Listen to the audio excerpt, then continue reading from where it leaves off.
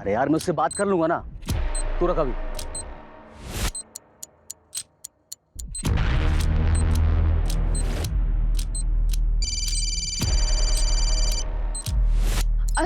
सुनिए ना, किसी का कॉल आ रहा है, मुझे लग रहा है शायद सिम कार्ड वाले कॉल कर रहे हैं। मैं बात करती हूँ।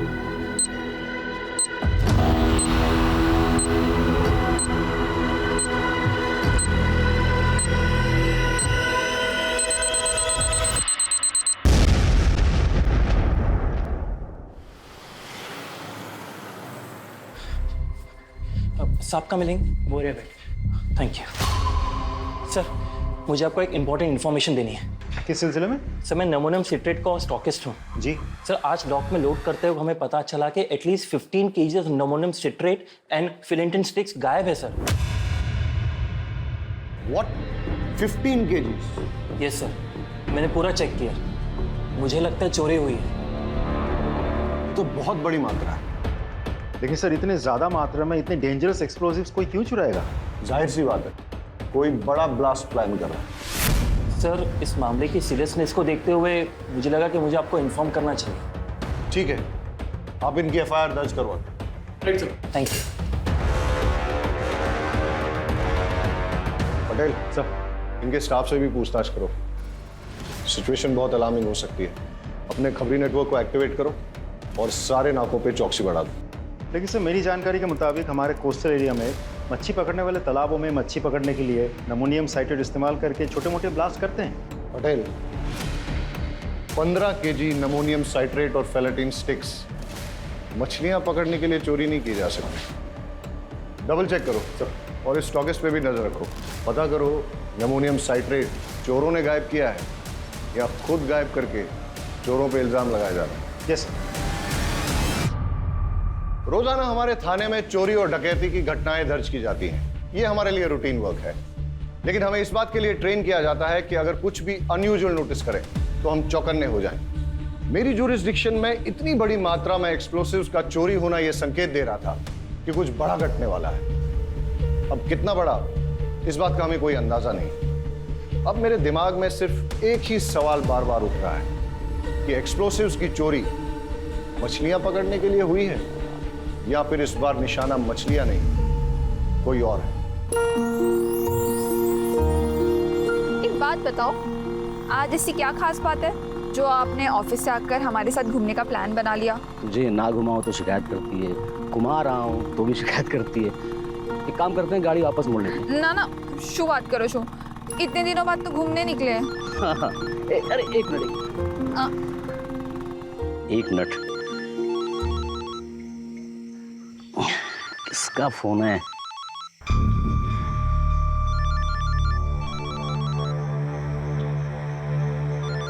अरे शू अच्छे, कॉल तो उठा लेते। अरे वो अरे लोन वाले का फोन था। ये लोग कभी भी कॉल करते रहते हैं। हाँ सर, यहाँ पे ज़्यादा मच्छी पकड़ने के चक्कर में लोग नमोनियम साइट्रेट का धमाका करते हैं। लेकिन इतनी बड़ी मात्रा में अगर कोई विस्फोटक चुरा रहा है तो इसका इरादा क्या होगा?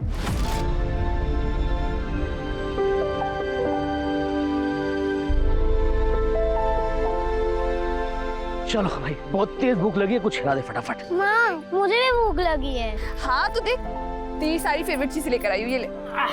इतना सामान लग रहा है पूरे गांव को खिलाएगी। हाँ काफी टाइम बाद आया, तो सोचा एंजॉय करेंगे।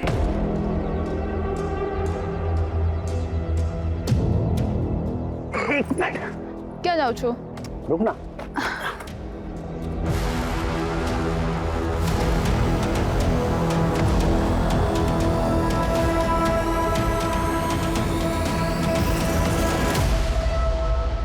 सरप्राइज, सरप्राइज, ये तेरे लिए।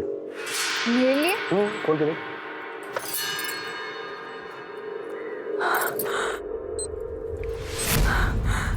आ तो रेडियो छे तुझे गाना सुनना पसंद है ना?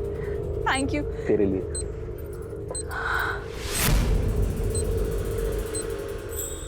इसकी क्या जरूरत थी? अरे तेरा फोन खराब हो गया था ना, तो थैंक यू सो मच। आप मेरा कितना ख्याल रखते हो। अच्छा सिर्फ थैंक यू से काम नहीं चलेगा, पप्पी भी देनी पड़ेगी। ये लो पप्पी, मुझे भी एक चीज चाहिए। क्या? एक रिमोट कंट्रोल कार। अरे ब्लैकमेलर। अरे यार ये फोन, किसका फोन आ रहा है बार बार?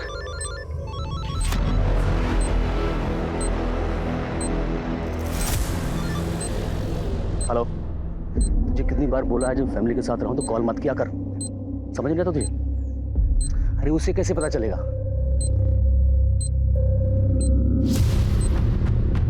मैं तो संभाल लूंगा, लेकिन अगली बार टाइम देख के, ठीक?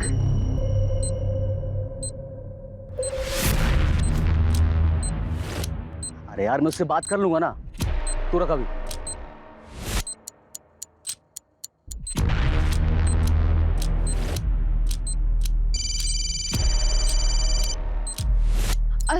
सुनिए ना, किसी का कॉल आ रहा है, मुझे लग रहा है शायद सिम कार्ड वाले कॉल कर रहे हैं। मैं बात करती हूँ।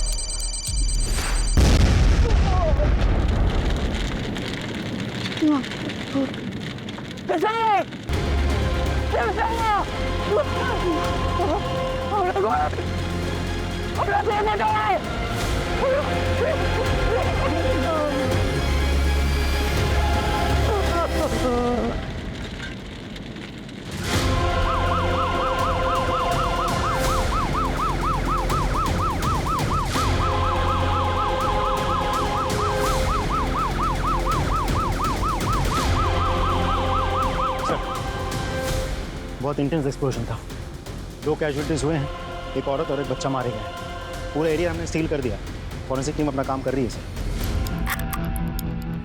टेररिज्म का कोई एंगल? सर प्राइम फेसी तो नहीं लगता, लेकिन इग्नोर भी नहीं कर सकते। चेक करो कि एनआईए की कोई रिपोर्ट है क्या, और आसपास के खबरियों से पूछताछ करो कि उन्होंने किसी टेररिस्ट संदिग्ध व्यक्ति या एक्टिविटी को देखा है क्या, और किसने कुछ देखा है, आई मीन आई विटनेस। जी सर, मैं इधर से जा रहा था और देखा कि वो आदमी अपने बीवी बच्चों के साथ अच्छा खासा खेल रहा है सर। इतने में अचानक उसका फ़ोन आता है और वो बात करते हुए सर उधर जाता है। फिर सर बम का जो धमाका यहाँ हुआ ना सर, मेरे तो कान एकदम सुन पड़ गए। ये तो अच्छा हुआ सर कि आज यहाँ कोई है नहीं, वरना यहाँ काफ़ी भीड़ रहती है सर। ओके, इसका मतलब ये कि यहाँ किसी ने इसलिए धमाका किया ताकि ज्यादा से ज्यादा कैजुअलिटीज हो, मतलब टेररिज्म का एंगल हो सकता है। एक काम करो, सारे एरिया को अच्छे से छान मारो और देखो कोई एविडेंस या क्लू मिलता है क्या, और ये भी चेक करो आसपास कोई सीसीटीवी है क्या। Right sir. हेलो ऑफिसर, क्या लगता है आपको?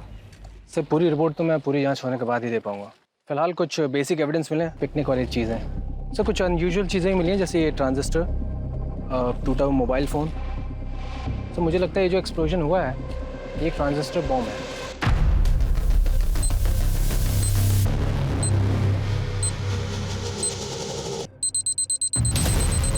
और जहाँ तक एक्सप्लोजन का सवाल है, आईईडी है या फिर कोई और एक्सप्लोजन, इसके बारे में भी ठीक से कहा नहीं जा सकता।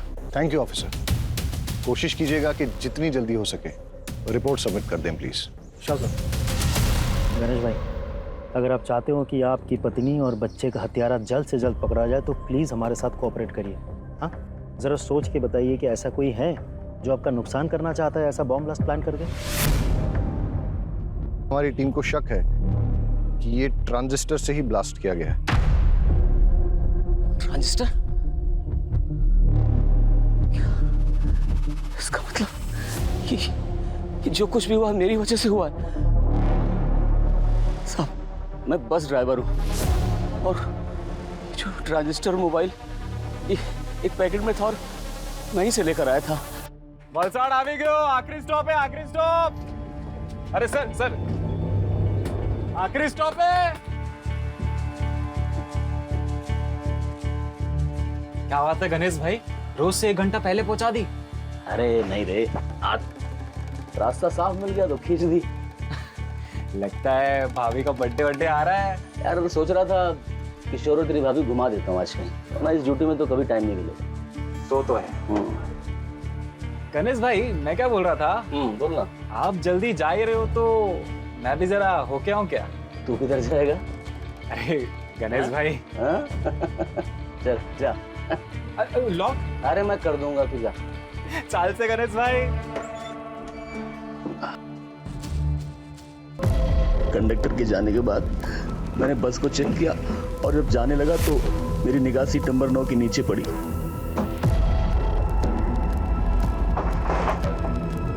वहां मैंने देखा एक थैली रखी हुई थी। मैंने उठाकर चेक किया तो देखा उसमें एक ट्रांजिस्टर और साथ में मोबाइल भी था। उसे देखकर मेरे मन में लालच आ गया साहब, और मैं बीबी और बच्चे की मौत का सामान खुद अपने साथ ले आया। कितना भागा बाप और कितना नीच पति हूं मैं। जब विस्फोट हुआ उस वक्त कहाँ थे आप? उस वक्त साहब मेरा एक कॉल आ गया था, उसी को अटेंड करने के लिए मैं साइड पे गया। सब बर्बाद हो गया। It's okay. Thank you. आप अभी जा सकते हैं।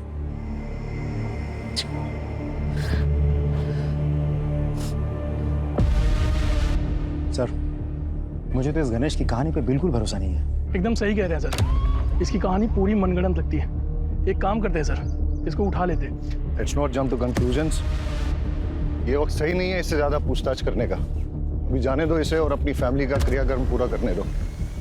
लेकिन हमेशा नजर रखो इस पे और कुंडली निकालो, पता करो किसके साथ उठता बैठता है। और हाँ, पड़ोसियों और रिश्तेदारों से पूछो कि इसके फैमिली के साथ कैसे रिलेशन है। कॉल रिकॉर्ड निकालो इसके और देखो कि जब वो विस्फोट हुआ तब इसको किसका कॉल आया था, या कॉल आया भी था या नहीं। और हाँ, उस बस कंडक्टर से पूछताछ करो और ये पता करो कि वो सीट पे कौन बैठा था, किसने अपना लगेज वहां पे छोड़ दिया था या फिर जानबूझ के छोड़ा था ताकि उस आतंकवादी घटना को अंजाम दे सके। नीचे आ। अच्छा, तुम्हें याद है कि सीट नंबर 9 पे कौन बैठा था? Seat number 9? नहीं सर।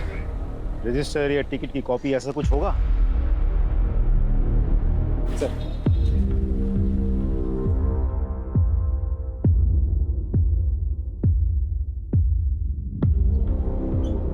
सर, सीट नंबर 9 पे कोई परेश जोशी बैठा था। जी सर, उम्र लिखी है 36 साल। सर, ये परेश जोशी उबरात से बैठा था और ये बस भी उबरात से ही निकली थी। सर, इंटरेस्टिंग बात तो ये है कि गणेश की बीवी उषा, जिसकी बॉम्ब ब्लास्ट में मौत हुई, वो भी उबरात से ही है। सर, मैंने गणेश के पड़ोसियों से बातचीत की। पड़ोस में रहने वाली एक महिला ने बड़ी अजीब बात बताई। अरे साहब, पनौती है वो तो, उसकी तो कुंडली में लिखा हुआ था कि वो जिससे भी शादी करेगा वो मर जाएगी। और उषा तो उसकी तीसरी बीवी है।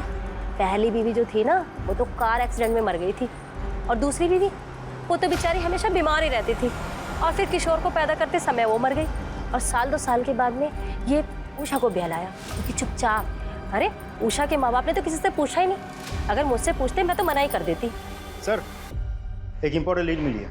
गणेश के कॉल डिटेल से पता चला है कि अंडरवर्ल्ड के लोगों के साथ उसकी रेगुलर बातचीत होती थी, और ब्लास्ट के वक्त उसे जो कॉल आया था वो कॉल कमलेश केसवानी का था, जो एक अड्डा चलाता है सचोरी छिपे। और ये गणेश की क्या रिपोर्ट है, कहाँ है वो? सर, आ जाओ। सर, ये क्या बात हुई? मेरी पत्नी और बेटे की चिता की आग भी ठंडी नहीं हुई अभी तक, और आप लोगों ने इस तरह जबरदस्ती बुला लिया मुझे। तुम्हारे बयान ने हमें मजबूर किया है गणेश कि तुम्हें यहाँ फिर से बुलाया जाए। सर, आपको क्या लगता है कि मैंने अपनी पत्नी और बेटे को खुद बम से उड़ा दिया? कमलेश केसवानी, कैसे जानते हो उसे? तुम्हें क्या लगा तुम हमें बताओगे नहीं तो हमें पता ही नहीं चलेगा कि तुम्हें इंपॉर्टेंट कॉल किसका है, जिसे अटेंड करने के लिए तुम घटनास्थल से दूर चले गए थे, और उसी टाइम विस्फोट हुआ था जिसमें तुम्हारी पत्नी और बच्चा मारे गए। कमलेश केसवानी ने फोन पे तुमसे क्या कहा, और तुम्हारा लेन देन क्या है उसके साथ? सर, जुआ खेलने की लत है मुझे। शुरू में तो बहुत जीता मैं, लेकिन पता नहीं इधर 5-6 महीने से किस्मत ही खराब है कि मैं बहुत पैसा हार गया। अब जितने भी देनदार थे सब ने मुझसे पैसे मांगने शुरू कर दिए। मेरे पास पैसे कहाँ थे जो मैं देता? सबसे मैंने हाथ जोड़ कर कहा, भाई पैसे मेरे पास आएंगे तो एक एक पैसा सबको चुका दूंगा मैं एक बड़ा हाथ मारने के इंतज़ार में था कि वो हो जाए तो मैं सबके पैसे वापस कर दूँ। फिर उस दिन कमलेश का फ़ोन आया उसने बोला कि एक बहुत बड़ी बाजी होने वाली है जिसमें कुछ नौसिखिए खेल रहे हैं। उसने बोला कि तुम जल्दी पहुंच जाओ और अगर तुम गेम खेल लोगे तो अच्छे खासे पैसे जीत जाओगे। बस इतना ही या कुछ और भी है? नहीं, इतना ही कहा बस। अच्छा, वो ट्रांजिस्टर बॉम्ब तुम्हें कहाँ से मिला? बस में सीट नंबर 9 के नीचे से मुझे मिला। झूठ बोल रहे हो तुम गणेश। बॉम्ब तुमने बनाया, फिर ये सारी झूठी कहानी तुमने बनाई ताकि लोगों की सिंपैथी मिले, कोई तुम पे शक ना करे। सर मेरा यकीन कीजिए, मैं झूठ नहीं बोल रहा हूँ, मैं सच बोल रहा हूँ। तुम्हारा बयान और तुम्हारी हरकतें हमें मजबूर कर रही हैं कि हम तुम पे यकीन न करें। हिरासत में लो उसे और अच्छे से पूछताछ करो। सर ये क्या करें सर? अरे सर मैंने कुछ नहीं किया, मैं बता सर ये प्लीज। सर एक बहुत बड़ी इन्फॉर्मेशन मिली है, इसलिए मुझे खुद ही आना पड़ेगा। सर ये जो बॉम्ब ब्लास्ट हुआ है इसमें नमोनियम साइट्रेट और फिलेटिन स्टिक्स का इस्तेमाल हुआ है। और सर ये सब कुछ ठूस ठूस के एक ट्रांजिस्टर में भरा गया था, जैसे एक मोबाइल फ़ोन से एक्टिवेट किया गया था। जाहिर है कि बॉम्ब बनाने वाला कुछ बड़ा धमाका करना चाहता था।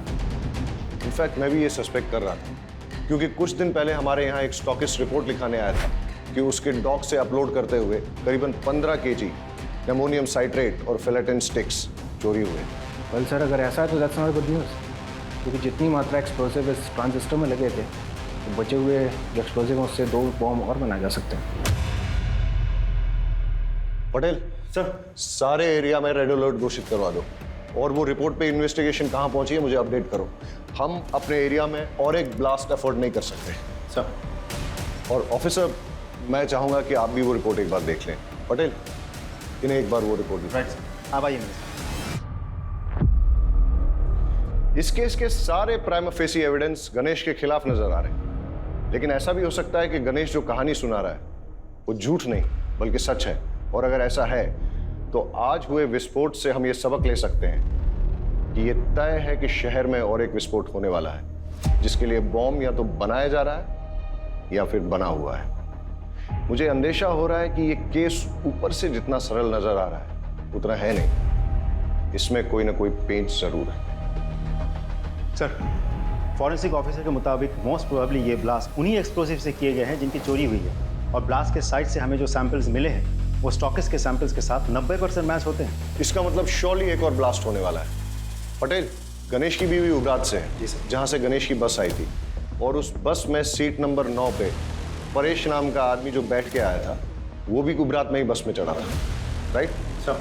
एक काम करते हैं, उबरात चलते हैं, वहां 2 टीम बना के जांच करते हैं। आई एम श्योर कोई ना कोई क्लू जरूर मिलेगा, राइट सर?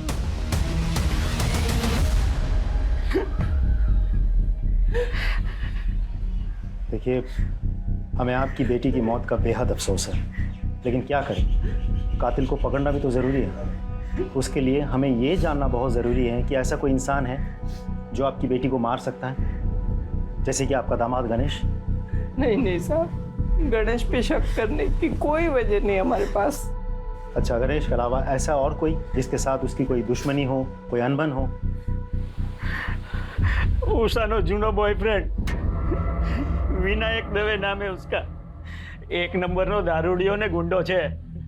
उसने अपनी चिकनी चुपनी बातों में उषा को फंसा लिया था, पूरे उपरात में बदनाम कर दिया था। बड़ी मुश्किल से हमने अपनी बेटी को समझा बुझाकर उससे पीछा छुड़वाया। यहाँ उषा से कोई शादी करने को तैयार नहीं था। ऐसे में अपने रिश्तेदारों के जरिए हमें गणेश का रिश्ता आया। और विनायक का क्या रिएक्शन था? वो तो धमकियों पे उतर आया था, धमकी देने लगा था कि उषा को नहीं छोड़ेगा। इस उषा के कॉल डिटेल्स निकलवाओ और लोकल पुलिस को कहो कि विनायक दावे के बारे में पूछताछ करें और हमें रिपोर्ट करें। जी सर। परेश जोशी? जी हूँ चू, पर ये मेरी वाइफ मेघा। अच्छा, जब आप उबरात से वलसाड जा रहे थे तो आपके पास कोई बैग था? हाँ था, पर वो बैग तो अब भी मेरे पास है, ये रहा। आई श्योर कि बस में आपसे कुछ छूटा नहीं था? नहीं सर, बैग के अलावा मेरे पास कुछ भी नहीं था। चले परेश भाई, सुना है कि आज अपनी तरफ मछलियां। पुलिस? परेश भाई सो थी हो? सब ठीक है ने? भाभी? सर ये मेरा दोस्त है सागर कोहली। ठीक है, अभी तो हम चलते हैं, लेकिन अगर आपको इस बीच कुछ भी याद आता है तो हमें बताइएगा जरूर। जी सर, पक्का।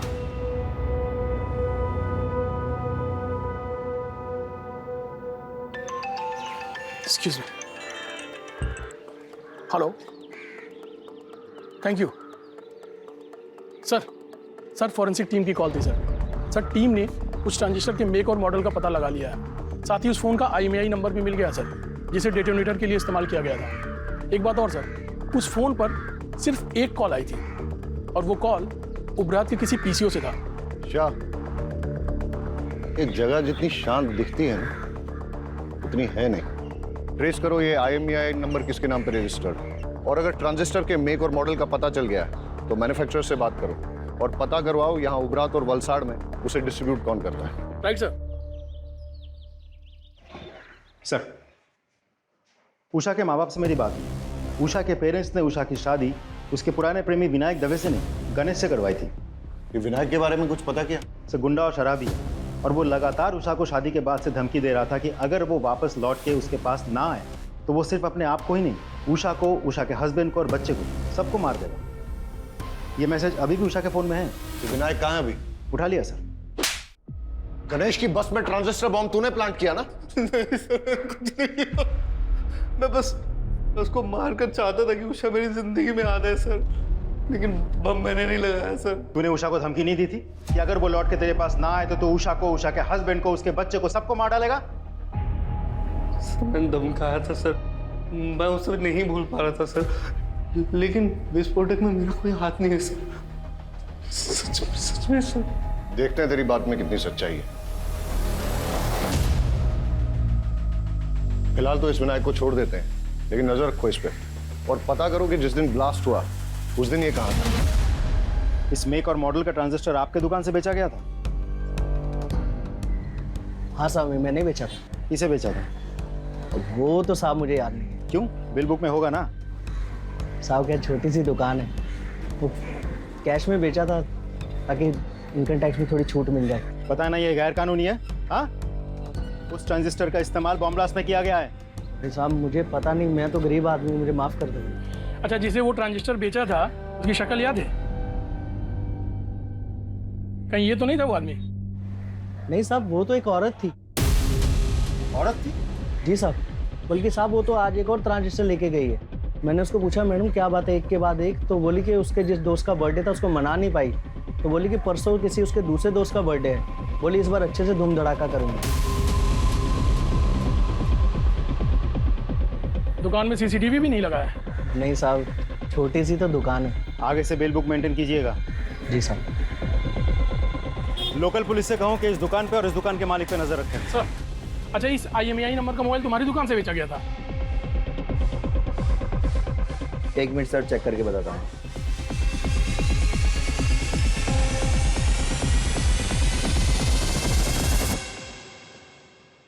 जी सर। किसको बेचा था? एक औरत ने बर्थडे गिफ्ट देने के लिए मोबाइल खरीदा था और उसी के नाम पे सिम भी लिया था। उसका नाम विकास मेहता, इसी एरिया में रहता है। सर, ये जो उषा का एक्स बॉयफ्रेंड विनायक है, ये इसी विकास मेहता का आदमी है? हाँ सर, आज सुबह एक और मोबाइल खरीदा गया उसी नाम पे सर। इस विकास मेहता के डिटेल्स दीजिए। ये लीजिए सर। सर, जिस तरह की औरत का ब्यौरा उन दुकानदारों ने दिया है, ऐसे में तो कोई हो सकता है। मेरा मतलब गणेश या विनायक। मतलब तुम ये कहना चाहते हो कि जो दो लोग वहाँ आए थे उनमें से कोई एक औरत बन के आई थी और उसी ने मोबाइल और ट्रांजिस्टर खरीदे? हाँ सर। ये मेहता का घर यहाँ से और कितना दूर है जिसके नाम पे मोबाइल खरीदा गया था? सर, ऑलमोस्ट पहुँच गए।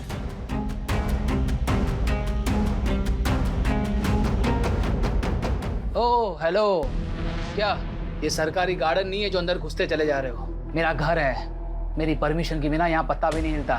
वलसड में जो बॉम्ब ब्लास्ट हुआ था, क्या जानता है उसके बारे में? इतनी जानकारी है जितनी न्यूज़ और पेपर में दिखाई गई थी, समझा? अच्छा, तो जिस मोबाइल से उस बॉम्ब को एक्टिवेट किया गया था उसका रजिस्ट्रेशन तेरे नाम पे क्या कर रहा है? हाँ? सर शुरुआत करो छो तुम्हें। कौन सा मोबाइल, कैसा मोबाइल? सर मेरा मोबाइल मेरे पास है सर। क्यों, अभी टोन चेंज हो गया तेरा? सर मैं सच बोल रहा हूँ, मेरा मोबाइल मेरे पास है। आप, मुझे नहीं पता आप कौन से मोबाइल की बात कर रहे हैं। सर ये ऐसे नहीं मानेगा, इसको पुलिस स्टेशन लेके चलते हैं, फिर सब सच उगलेगा। वलसड में बॉम्ब ब्लास्ट करवाने के जुर्म में तुझे गिरफ्तार किया जा रहा है। और कोई सवाल? ये IPC की कौन सी धारा लगाऊं यही बता दूं। लेकर आओ इसे। चल। मेरी बात सुनो, मेरा कुछ नहीं है इसमें।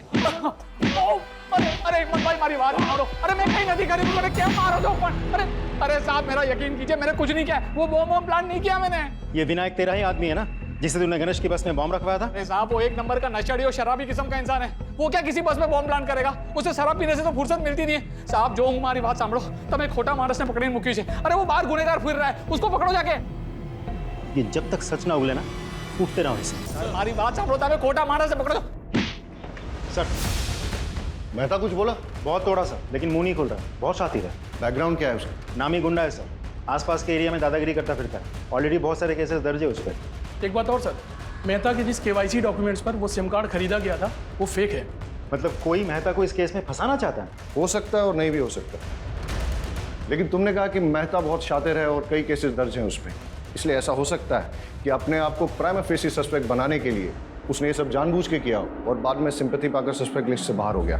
मोबाइल और ट्रांजिस्टर की दुकान से कुछ पता चला? सर कुछ खास नहीं, लेकिन दोनों दुकानदारों ने एक अजीब बात कही। जिस लड़की ने पहले मोबाइल और ट्रांजिस्टर खरीदा वो आज सुबह फिर आई थी। जब दुकानदारों ने पूछा कि ऐसी भी क्या खास बात हो गई, तो पता है उस लड़की ने क्या कहा? उसने कहा कि कल जिस फ्रेंड का जन्मदिन था वो हम ढंग से मना नहीं पाए, लेकिन परसों एक और फ्रेंड का जन्मदिन है, वो हम बहुत धूमधाम से मनाएंगे। कुछ समझ में आया पटेल? अपराधी के दिमाग में जो चल रहा होता है वो अक्सर कहीं ना कहीं उसके मुंह से भी निकल जाता है। कल का जन्मदिन ठीक से मना नहीं पाई, यानी कल जो ब्लास्ट हुआ, परसों फिर से जन्मदिन मनाएगी, वो भी धूमधाम से। मतलब समझते हो इसका? मतलब परसों और एक ब्लास्ट होने वाला है, लेकिन हमें नहीं पता कि कब और कहां। और परसों का मतलब ये भी कि हमारे पास सिर्फ 48 घंटे हैं उसे रोकने के लिए।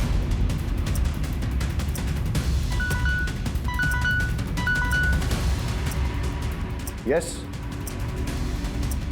व्हाट? विकास मेहता के खिलाफ आपकी पत्नी ने मॉलेस्टेशन की रिपोर्ट लिखाई थी?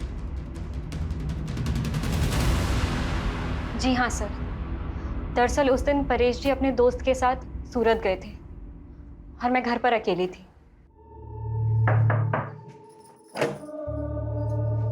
जय श्री कृष्ण। जय श्री कृष्ण। परेश भाई छे? वो तो सूरत गए हैं सागर के साथ। हाँ कहीं वांधो नहीं, हूँ પછી આવી જઈશ।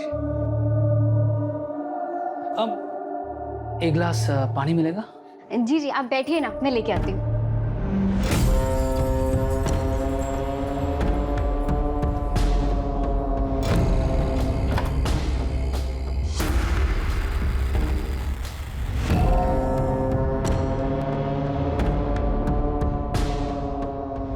लीजिए पानी। ये क्या कर रहे हैं आप? इतनी मासूम मत बन, तू बहुत अच्छे से जानती है मैं तुझसे क्या चाहता हूँ। सुनीता बहन बचाओ।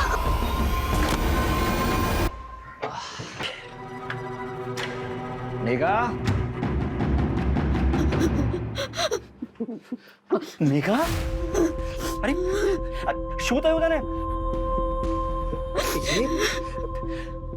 ये ब्लाउज किसने पहना तुम्हारा? मेघा, देखो मेघा रो मत। देखो बताओ तो उसे कि हुआ क्या है, कि किसने किया ये सब? मेहता, विकास मेहता। विकास मेहता? सागर तू चल मेरे साथ। आज तो उस विकास को छोड़ूंगा नहीं। मेरी बीवी के साथ करने की सोच भी कैसे सकता है? चल मेरे साथ। उससे कुछ नहीं होगा। अरे पर उसने तेरे साथ जो किया उसका क्या? उसकी कोई जरूरत नहीं है, आप यहीं रहिए। समझिए, हमें ना उसके खिलाफ पुलिस में रिपोर्ट लिखवानी चाहिए। पुलिस ही उसकी गुंडागर्दी को रोक सकती है। हाँ, चाहिए।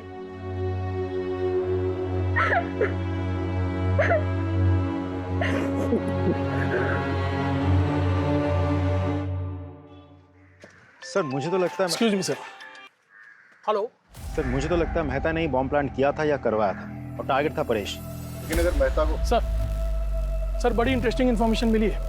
सर गणेश ने लगभग 1 महीना पहले अपनी पत्नी उषा के नाम पर 25 लाख की इंश्योरेंस पॉलिसी करवाई। 1 महीना पहले तूने अपनी बीवी के नाम पे 25 लाख का इंश्योरेंस लिया था। इतने सारे कोइंसिडेंसेस नहीं हो सकते, इसलिए सच सच बता दे, ज्यादा मारपीट नहीं होगी, इसलिए जेल जाओ और वहां पश्चाताप करो, वरना खाल खींच के उसमें तेज मसाला भर दूंगा, समझा? जितना मुझे पता था मैंने सब आपको बता दिया, इससे ज्यादा मैं कुछ नहीं जानता। सिर्फ सच बोलेगा। सच ही तो बोल रहा हूँ सर, कि मेरी बात का कोई विश्वास ही नहीं कर रहा है। चल ठीक है, मान लेते हैं। फिर ये बता कि तेरे अलावा तेरा बीवी और बच्चे की मौत से किसी और को फायदा हो सकता है क्या? गौतम। कौन गौतम? मेरा बड़ा भाई। वो चाहता था कि मैं और मेरा पूरा परिवार खत्म हो जाए। साफ साफ बता। सर, मेरा भाई गौतम और उसकी वाइफ सीमा दोनों की शादी के बाद बेटा हुआ था। उस वक्त मैं कॉलेज में पढ़ रहा था।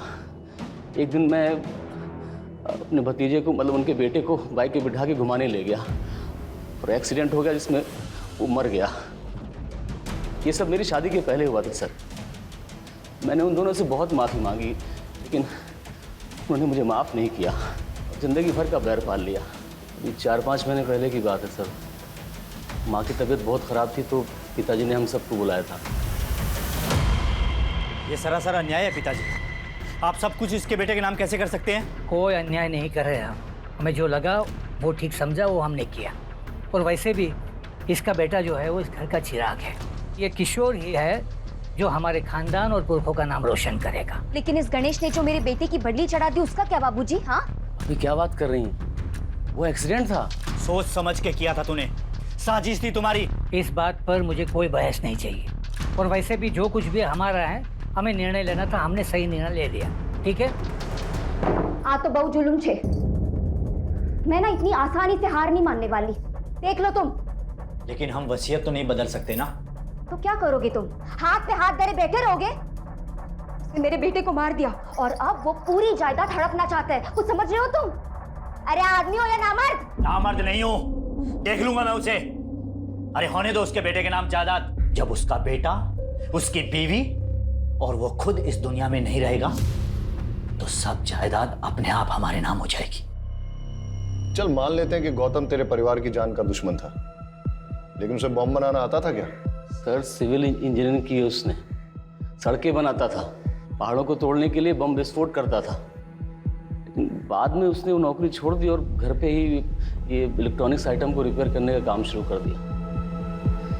सर, आसानी से बम बना सकता है वो।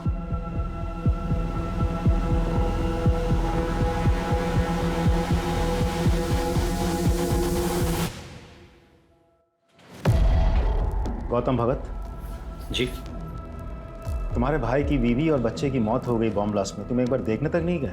अगर आप मुझे ढूंढते हुए यहाँ तक आए हैं तो साफ जाहिर है आपको पता है मैं क्यों नहीं गया। जब आप रट्टा मार के बैठे हो गया? पढ़ा लिखा हूँ, इंजीनियरिंग की है मैंने। घटना वाले दिन तुम थे कहाँ? मैं अपनी बीवी और बेटी के साथ अपनी साली के घर गया था, राजपीपला। बस से गए थे? टिकट तो होगी? कोई सर्टिफिकेट है जो संभाल के रखा जाए?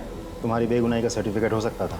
मुझे अपनी बेगुनाही साबित करने में कोई दिलचस्पी नहीं है। आप काफ़ी दूर से आए हैं, कुछ लेंगे? ठंडा पानी कुछ? आज तो कुछ नहीं लूंगा, लेकिन जिस दिन तुम्हारे खिलाफ सबूत हाथ लग गया ना, उस दिन तुम्हें लेने जरूर आ जाऊंगा। चले आइएगा, तब तक मैं अपना बचा हुआ काम कर लेता हूँ। क्या है कि मुझे परसों तक एक बहुत बड़ी डिलीवरी देनी है।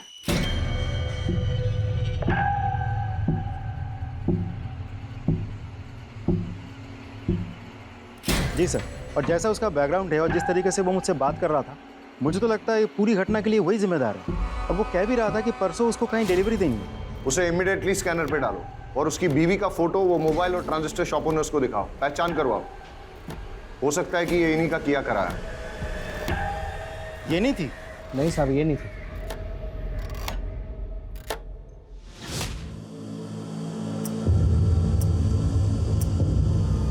Yes sir. सर, मैंने पूरे डिस्ट्रिक्ट में हाई अलर्ट घोषित करवा दिया है। Okay sir. हेडक्वार्टर से बात हो रही थी, सिचुएशन बहुत टेंस है, लेकिन जब तक हमें कोई क्लू नहीं मिल जाता तब तक हम पिन पॉइंट करके किसी एरिया की सिक्योरिटी नहीं बढ़ा सकते। ब्लास्ट कहीं भी हो सकता है। सर, अजीब सिचुएशन है, एक भी क्लू नहीं मिल रहा है। सर, मैंने बस में ट्रेवल कर रहे सभी यात्रियों से पर्सनली बात की। ज़्यादातर लोगों को कुछ पता नहीं है सर, लेकिन एक पैसेंजर जो कि घटना के तुरंत बाद अहमदाबाद चला गया था, उससे अभी बात हुई। अच्छा, उस दिन जो 9 नंबर सीट पर जो पैसेंजर बैठा था, उसके बारे में कुछ याद है? सर 9 नंबर सीट वाला पैसेंजर ना रात में उतर गया था जब ड्राइवर ने चाय पीने के लिए गाड़ी रोकी थी। उस वक्त कंडक्टर और सारे पैसेंजर सो रहे थे, मैंने खुद देखा था। उस रात तुम बस से क्यों उतर गए थे परेश? ऐसी भी क्या इमरजेंसी थी?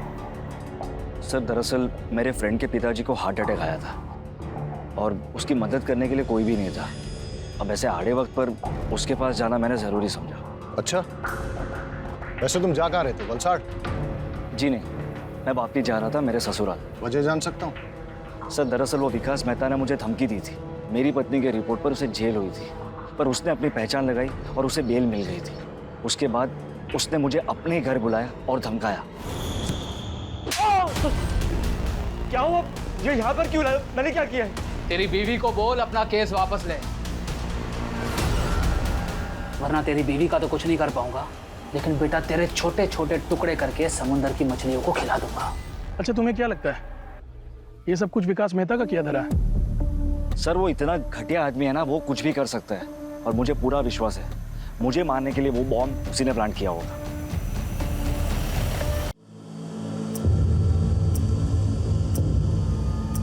सर एट प्रेजेंट हमारे पास टोटल 5 थ्योरीज है जिन पे हम काम कर सकते हैं। पहली, गणेश ने अपनी बीवी उषा को मारने के लिए बॉम्ब प्लांट किया। सारे स्टेटमेंट्स और कोइंसिडेंस के मुताबिक गणेश हमारा प्राइम सस्पेक्ट बनता है। दूसरी, गणेश के भाई गौतम ने अपनी दुश्मनी और प्रॉपर्टी पाने के चक्कर में गणेश और उषा को मारने के लिए बॉम्ब प्लांट किया, लेकिन हमारे पास गौतम के खिलाफ कोई ठोस सबूत नहीं है। तीसरी, मेहता ने परेश को मारने के लिए बॉम्ब प्लांट किया। मेहता के पास मोटिव भी है, उसका बैकग्राउंड उसे सपोर्ट भी करता है, बट अगेन उसके खिलाफ भी हमारे पास कोई ठोस सबूत नहीं है। और सर चौथी थ्योरी के हिसाब से विनायक ने अपनी गर्लफ्रेंड उषा के पति को मारने की प्लानिंग की। उसके पास मोटिव तो है सर, बट हमारे पास कोई प्रूफ नहीं है। और सर पांचवी थ्योरी ये कह रही है कि हो सकता है ये कोई टेररिस्ट अटैक हो जो कि भरी हुई बस में एक बड़ा धमाका करना चाह रहा था। और थ्योरी नंबर 6, ये सब इस परेश का किया धरा है ताकि ये मेहता को इस केस में फ्रेम कर सके। And not to forget, Paresh एक मछुआरा है, इसलिए अमोनियम साइट्रेट का इस्तेमाल करना जानता है। यस? हाँ, ओके। गौतम के घर पे रेड करने का वारंट मिल चुका है, उसके घर पे रेड करो और देखो क्या मिलता है। ओ हेलो, आप फिर चले आए? टाइम देखा? देखा, तुम्हारे लिए खराब है। शाह, एक्सक्यूज मी सर, आप ऐसा नहीं कर सकते। सर्च वारंट, आपकी परमिशन के लिए वेट नहीं करूंगा। Please cooperate. शाह करके तलाशी लो। सर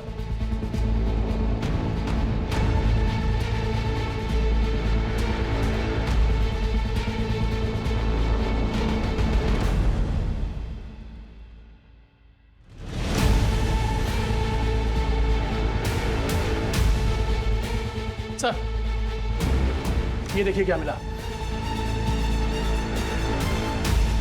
क्या ये? Ammonium citrate. ये तुम्हारे घर में कैसे? एक छोटे से एक्सपेरिमेंट के लिए था। छोटा सा एक्सपेरिमेंट तुम्हारे लिए भारी ना पड़ जाए। ले आओ। अरे सर नहीं, क्या अरे क्या कर रहे हो आप सर? अरे सर, गौतम को बहुत तोड़ा, लेकिन वो मानने को तैयार ही नहीं है कि ये बॉम्ब उसने बनाया था या ब्लास्ट उसने करवाया था। सर उसकी वाइफ को भी आज सुबह लोकल पुलिस ने अरेस्ट कर लिया, लेकिन उसने सिर्फ एक ही रट लगा रखी है कि वो दोनों बेगुनाह हैं। जैसे जैसे ब्लास्ट का टाइम नजदीक आ रहा है वैसे वैसे ये केस और उलझता जा रहा है। मैंने उबरात की उन दोनों दुकानों पे जहां से कि मोबाइल और ट्रांजिस्टर खरीदा गया था, वहां तक जाने वाले सारे रास्तों की सीसीटीवी फुटेज मंगाई है। हम उसे अच्छे से चेक करते हैं, आई एम श्योर कोई ना कोई क्लू जरूर मिलेगा।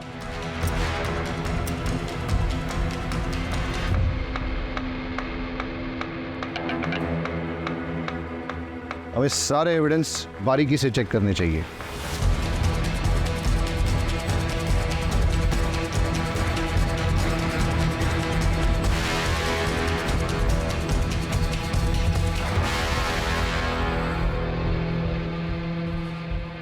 ये क्या है? सर कपड़ों के दुकान का पॉली बैग है, वो भी उभरत का। मतलब गणेश की पत्नी उषा जिसकी मौत हुई बॉम्ब ब्लास्ट में, वो भी तो उभरत से ही थी। तो ऐसा भी तो हो सकता है कि वो कुछ लाई होगी सामान वामान बाजार से और फिर इस बैग में रख दिया होगा, इस पैकेट को या पॉलिथीन बैग को। ये बैग की कंडीशन अभी ठीक है, लगता है नया सा है, इसलिए जाके दुकान में पता करो कि पिछले 1 महीने में वहां पे किस किसने खरीदारी की। सब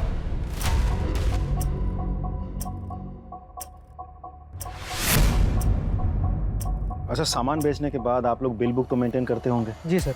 तो पिछले 1 महीने में जो भी सामान आपने बेचा है उसके बिल्स दिखाइए। Yes sir.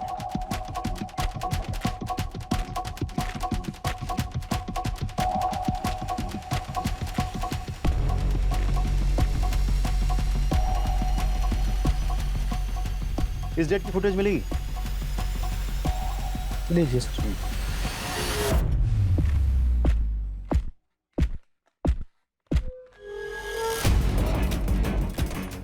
ये जानते हैं आप? हाँ सर। सारे फुटेजेस ले लो। सर ये थी वो औरत? हाँ सर, यही थी। यही औरत थी वो? जी साहब, यही थी। सर दोनों दुकानदारों से कंफर्म किया, ये वही औरत है। आपका शक बिल्कुल सही था। जिस चीज़ को हम हल्के में ले रहे थे वही चीज़ हमें कल्प्रिट तक पहुंचाएगी। इनफैक्ट कल्प्रिट का पता चल गया है, एटलीस्ट चेहरा तो दिख गया। We are running against time, लेकिन लकीली हमें पता है कि कल्प्रिट कौन है। लेकिन हमारे पास उसके खिलाफ न तो कोई एविडेंस है और न ही सबूत, इसलिए हमें उसे रंगे हाथों पकड़ना होगा। हम सब सादे कपड़ों में गांव में फैल जाएंगे और निगरानी करेंगे और इंतजार करेंगे कि कल्प्रिट कब और कहां बॉम्ब को प्लांट करता है, और जैसे ही वो बॉम्ब को ब्लास्ट करने की कोशिश करेगा तभी हम उसे जाके रंगे हाथों पकड़ लेंगे। Am I clear? Yes, sir. Let's go.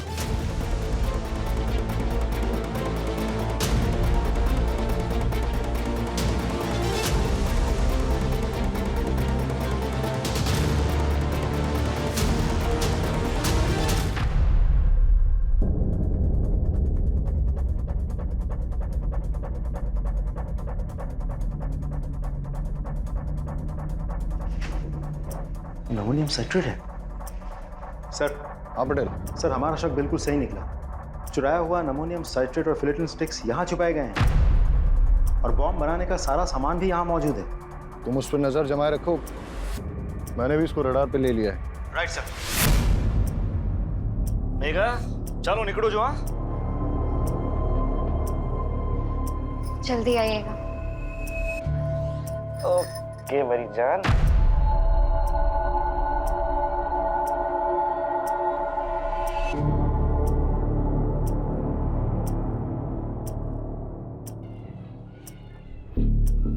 हाँ मैं उसका पीछा कर रहा हूँ, तुम उस पर नजर रखना। सर किसी को फोन लगा रहा है, नंबर डायल कर रहा है।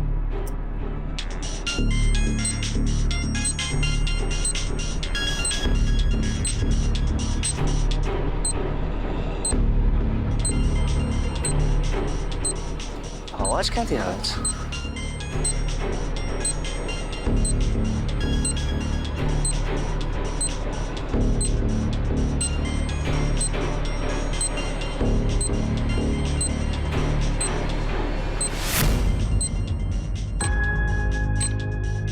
ये मैडम को भी नए नए आइडिया थे रोमांस के लिए। रुक, फोन मत उठाना, रुक, कॉल मत उठाना। अरे सर अब हुआ क्या? लेकिन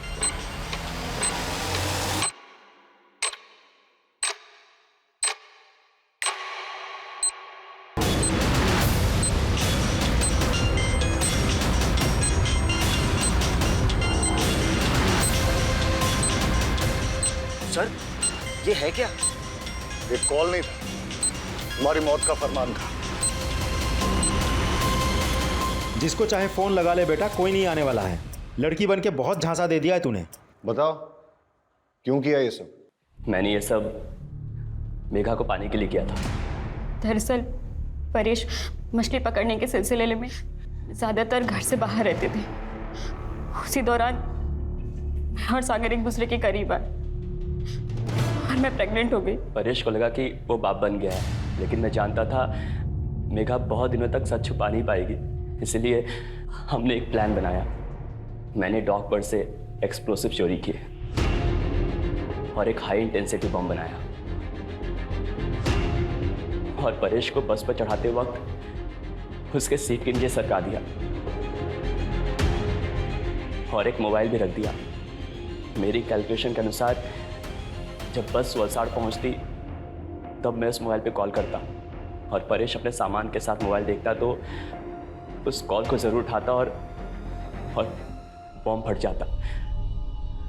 लेकिन हमारी बदकिस्मती, उस दिन वो बस समय से बहुत पहले ही वलसाड़ पहुंच गई और जब हमने कॉल किया तब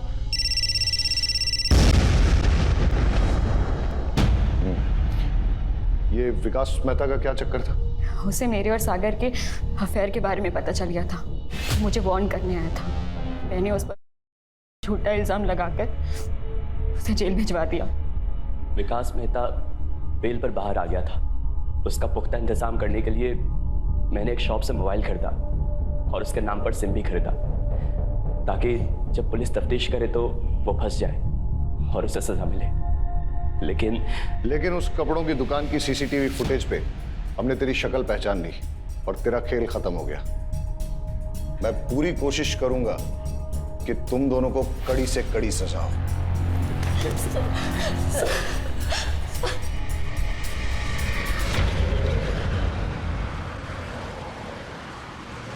अजीब ड्यूटी है हमारी, हर किसी पर शक करना पड़ता है, लेकिन हमारे प्रोफेशन में शक न करना एक गुनाह है। लेकिन जब एक गणेश जैसे मासूम पर शक करना पड़ता है और उसे कड़े तरीके से पूछताछ करनी पड़ती है और आखिरकार जब सच सामने आता है, बड़ा दुख होता है। कई बार सोचता हूं कि क्या गलती थी गणेश की पत्नी उषा की या उसके बेटे किशोर की। उनका क्या लेना देना था परेश, सागर, मेहता, मेघा, इन सब से, इनके गलत संबंधों से या इनकी दुश्मनी से। लेकिन फिर भी इस षड्यंत्र का शिकार उन्हें बनना पड़ा। वजह लालच। अगर गणेश ने वो बैग खुद ना रख लिया होता और पुलिस को लाके सौंप दिया होता तो शायद ये हादसा नहीं होता। सर हेडक्वार्टर से कॉल आई थी, एक बस में कुछ लोगों को बंधक बना लिया गया है। चलो सर।